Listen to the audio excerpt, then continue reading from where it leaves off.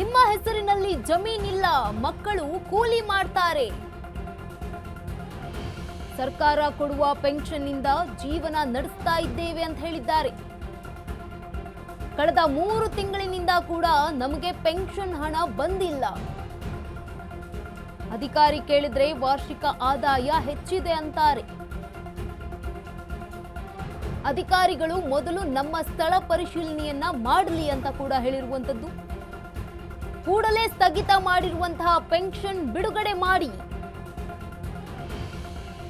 CM DK ಸರ್ಕಾರಕ್ಕೆ ಅಶಕ್ತ ಫಲಾನುಭವಿಗಳ ಮನವಿ. ಟಿ ನರಸೀಪುರ ತಹಶೀಲ್ದಾರ್ ಸುರೇಶಾಚಾರ್ಯ ಅವರೇ, ಏನಿದು?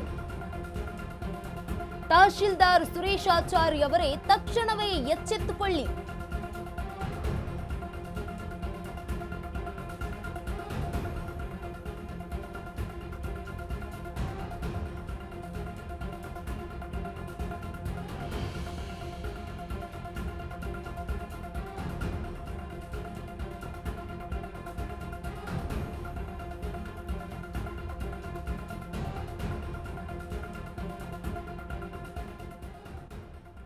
ಇದೇ ವಿಚಾರವಾಗಿ ಸಂಬಂಧಪಟ್ಟಂತೆ ಮಾತನಾಡೋದಕ್ಕೆ ಗ್ರಾಮಸ್ಥರಾಗಿರುವಂತಹ ದೀಪು ಅವರಿದ್ದಾರೆ.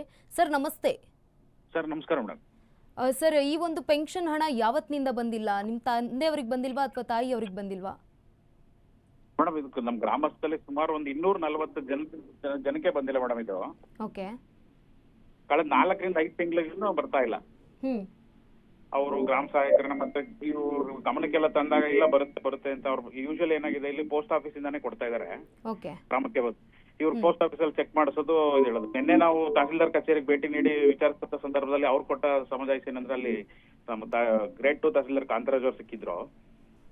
ಇದು ರಾಜ್ಯವ್ಯಾಪಿಯಾಗಿದೆ. ಕುಟುಂಬದ ಒಬ್ಬರು ಆದಾಯದ ಮೂಲದಿಂದ ಆಗಿರೋದು. ಇದು ಮೊದಲು 40,000ಕ್ಕಿಂತ ಹೆಚ್ಚಿನ ಆದಾಯ ಆಗಿರೋದ್ರಿಂದ ಇವರಿಗೆ ಫಲಾನುಭವಿ ಬರಲ್ಲ. ಇದು ರಾಜ್ಯವ್ಯಾಪಿ ಆಗಿದೆ. ಇದನ್ನ ಸರ್ಕಾರನೇ ಸರಿ ಮಾಡಬೇಕು. ಇದು ನಾವೆಲ್ಲ ಕಳಿಸ್ತೀವಿ ಅನ್ನೋ ತರ ಉತ್ತರ ಕೊಟ್ಟರು ಮೇಡಮ್. ಸರ್, ತಹಶೀಲ್ದಾರ್ ಏನ್ ಹೇಳ್ತಾ ಇದ್ದಾರೆ ಸರ್? ಮೇಡಮ್, ನಿನ್ನೆ ತಹಸೀಲ್ದಾರ್ ಭೇಟಿ ಆಗಿಲ್ಲ, ಕಚೇರಿ ಲಭ್ಯವಿರಲಿಲ್ಲ. ಅವರು ನಾವು ಉಪ ತಹಸೀಲ್ದಾರರು ಮತ್ತೆ ಮಂಜುಳಾ ಮೇಡಮ್ ಅಂತಿದ್ರು, ಅವ್ರನ್ನ ಭೇಟಿ ಆದ್ವಿ.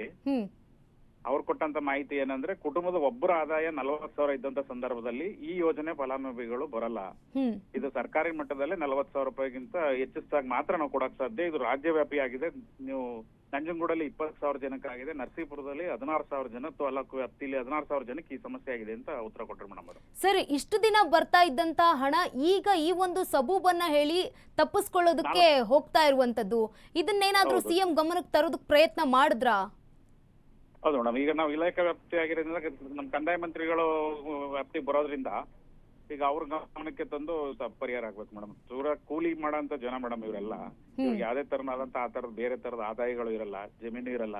ವಯಸ್ಸಾದಂತ ಜೀವನದಲ್ಲಿ ತಮ್ಮ ಆಹಾರ ಮತ್ತೆ ವೈದ್ಯೋಪಚಾರಕ್ಕೆ ನಂಬ್ಕೊಂಡಿರುವಂತ ಹಣ ಇದಾದಾಗ ತೀರಾ ಸಮಸ್ಯೆ ಆಗಿದೆ.